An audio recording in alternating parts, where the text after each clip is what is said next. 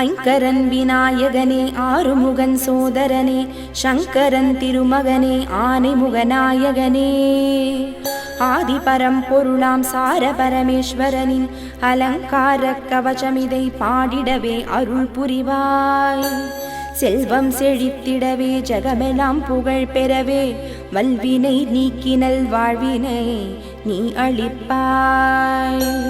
பரமேசா ஜெகதீசா இமாச்சல கிரிவாசா ரிண நிவாரணலிங்கேசா துணை நின்று காத்திடுவாய்.